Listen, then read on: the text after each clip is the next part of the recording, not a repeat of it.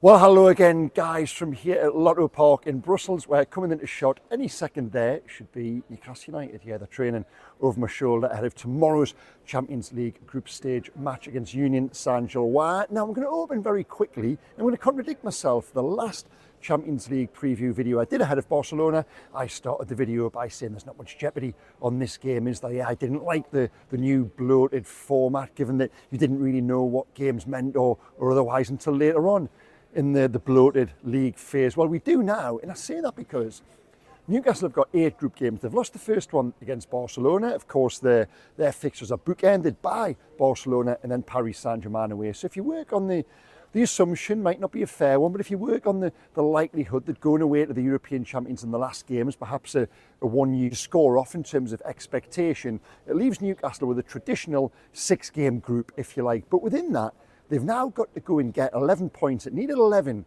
to go through last year. In fact, one team with 11 went out. So if you take it to 12, just to be sure, that means 4 wins out of the next 6. So this game back here tomorrow at the home of Anderlecht, by the way, is absolutely huge. I'm not going to in any way downplay the significance of this one. If Newcastle are going to go through, even if that is in the expanded format to the playoffs round, they need to start winning some games. They need to win 4 out of 6, as I've just outlined, and given the quality of opposition they're going to be facing, Bilbao, Benfica, PSV at home, they've still got to go to Marseille, Paris Saint-Germain, as I mentioned, Bayer Leverkusen as well, German champions 2 years ago, and here against the Belgian champions who are currently league leaders. So there's a lot of noise around in terms of how progressive and how impressive they've been in recent seasons. So all of a sudden, this group I was talking about, and no jeopardy, there's a hell of a lot of jeopardy on this game. And I think as a Premier League team, you would probably identify them coming away to Belgian opposition as perhaps the most winnable of the away games. And they've got to do that. They've got to come and do that tomorrow, not just in the context of the Champions League, but also the wider season as well. We've seen on Sunday the morale sapping, how much of a sickener and gutter and how cruel it was what happened at the end there to Newcastle. But they need to win games, and they've got 2 huge ones coming up, in 2 games which, for me, could set the tone for the season going forward after the October international break. Union Saint-Gilloise tomorrow, and then on Sunday, Nottingham Forest at St James's Park as well. So to get a result here doesn't just set them up for the remainder of the Champions League group phase, it also sets them up going into Sunday. And we've just been downstairs talking to Eddie Howe, and with regards to availability, team selection, he didn't give an update on Tino Livramento. Well, he did, but without giving an update, if you know what I mean. He just said that it would be unwise to offer any news for now while they are still waiting on the very definite outcome of a scan and perhaps a second scan as well. But Lewis Hall is here, Fabian Schär is here, and we'll go inside and we'll talk about what I think is going to play out and 1 or 2 concerns I've got around the team right now. Now, I said I was going to finish this video either downstairs in the press room or outside on the streets, but no need. They've let me back inside, and isn't that nice as well? The world is it's a better place for the Belgians and their chocolate and their beer too, and I hope to sample some of the latter later. But for now, I'm going to talk about Newcastle's wingers there. I touched on just before when the team were training behind me there. I've got 1 or 2 concerns. I've got 5 big concerns, which I've highlighted in an article for Mail Plus, which I'll put in the description below the line. But I'm going to pick one of those out, and I didn't explore it in great detail in the article, but I will here. There were other 5 big concerns I was too busy writing about. But I'm going to talk about the wingers here, and this is a question I asked of Eddie Howe downstairs. Now, for 2 years, much to Eddie's amusement, I've wrestled with, in public and in private, Newcastle's midfield debate. Tonali on the right or in the middle, going to the 6, Bruno Guimaraes, Joe Linton. How does that triumvirate look? Well, last season, they finally hit upon the winning formula there with Tonali at number 6, and that was changed to season-defining impact. So I've moved on from the midfield now, and as I said to Eddie downstairs there, the debate and the narrative for me right now has to centre on the 4 wingers. Now, wingers in the modern game are absolutely central to a team's success or otherwise. If you look at the inverted wingers, all the academies are producing them. Every team plays with them. The left foot on the right foot on the left, those who cut in the score goals and create. I've seen that in recent seasons with the impact of Anthony Gordon down the left. Different with Jacob Murphy, he is more traditional down the right, but certainly from wide areas, Newcastle have really profited. We've seen that with all the top teams too. Just look at Mo Salah, Desiree Doué, one of my favourite players, Lamine Yamal too, fantastic. Those who cut in and really impact games. Now, Newcastle right now have got 4 who, in terms of the numbers, aren't contributing, and that for me is more than anything else. You know, there's issues or little things you can pick all over the park, but the wingers and their contribution or lack of right now is what is undermining Newcastle's progress so far this season. Out of 8 matches, there's been 1 goal, Anthony Gordon against Barcelona, and 1 assist, Jacob Murphy's cross for Nick Voltemade against Wolves. And when I pushed Eddie on this, he said he wouldn't go individually into the 4 players. I will in just a second. But he said, when your wingers aren't performing, and they've historically performed for Newcastle, it does hurt the team and it hurts the system. And that is what we are seeing right now for me, because as much as there is all the talk around Nick Voltemade, and I've said it in my previous videos, he's a striker there who has scored with the only 2 chances that have been laid on for him so far. Voltemade for me right now is problem and solution in a degree. And I'm not going to spend this video talking about Nick Voltemade. Problem in that he doesn't allow the team to play with that front foot intensity as they traditionally have done. But he's also the solution, and fair play to him for that, because he's the only player who is really scoring goals. And I like what Voltemade has done so far. I like the character with which he has worn the jersey. That is not a criticism at all. Please don't take it as that. I say he's an issue because they are learning and they're going to take time to play with him and how to play with him. But in the meantime, it's up to the wingers who have been at the club a little bit longer to step up and do more. Now, I know Anthony Elanga's new, and like I said, I'm going to talk about those players individually, but certainly Harvey Barnes, Jacob Murphy, Anthony Gordon should be creating more, and then by extension of that, actually contributing more in terms of their own goal input. But they're not right now. And you know, we've wrestled and we've searched for all the reasons as to why Newcastle's season has been a little bit stuttering. I now haven't spent a lot of time thinking about it. I come back to those wide men, and let's look at them individually. First of all, let's start with Anthony Gordon. Now, out the 4 of them, perhaps as the highest profile. He's the England winger. He started out in Serbia when I was there earlier this month, and he was tremendous for England. A real threat, you know. He set the tone from the off, like he has done for Newcastle in recent seasons. Guys, there are lawnmowers in Belgium.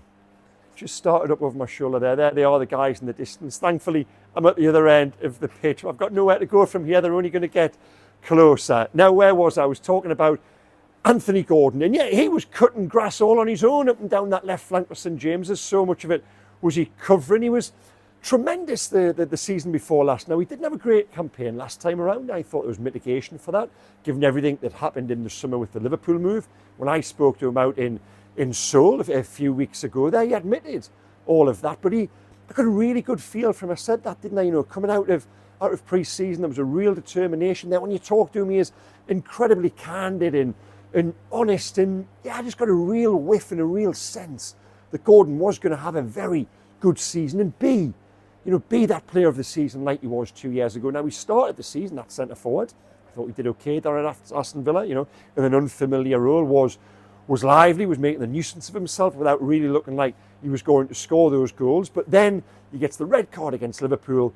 And have we seen that player since? No, I don't think we have. But he's got to find that within himself. He said to me out in the Far East, he needs little things almost to wind him up, to spark him, to annoy himself. Well, look at his own performances right now, and that should annoy him. That should give him that spark. His team needs him. Newcastle need Anthony Gordon to be that player he was 2 years ago. While he looks around and he sees a centre forward who needs service, who needs someone to spark off him. Nick Voltemade isn't going to be the answer every game. They need Anthony Gordon to step up, and he's not doing that. He hasn't done that so far for me enough, and in terms of what he is capable of. So that's Gordon. You know, you saw him there against Arsenal on Sunday. I didn't think he played or performed anywhere near his best. A little bit too conservative at times. Not having that extra gear and that aggression in terms of his play, taking the game to the opposition. So Gordon needs to do more. We'll stay on the left.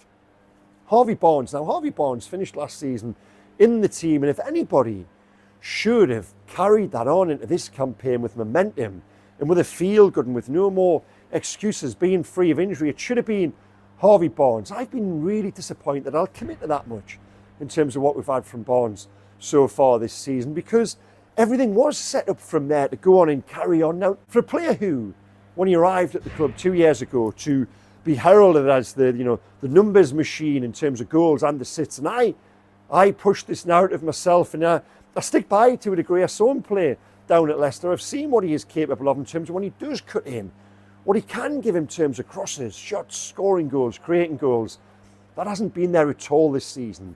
Seems to have really played within himself. You know, that word disappointed, I would commit to that. And it's no surprise to me that Barnes does find himself out of the team. He started, given Anthony Gordon was through the middle, he started the season on the left with no opposition to his possession of that jersey, and he's lost it. He has lost it. Barnes has got to do a whole lot more. Jacob Murphy on the right. Now, out of the four, the pick so far has been Jacob Murphy, but has he hit the heights of what he did last season? No. Is he missing Alexander Isak? Are all of them, are all four, missing the presence of that centre forward? Now, we talk about Voldemort. Most of his best work has probably been on halfway or around that domain with his back to goal. Are the four strikers missing a centre forward who plays facing the goal, in the goal mouth? Maybe they are, so perhaps a degree of understanding has to be applied to this. But even still, I want to see more from Jacob Murphy, because he's a player I've really spoken up and really talked warmly and enthusiastically of in the past year now.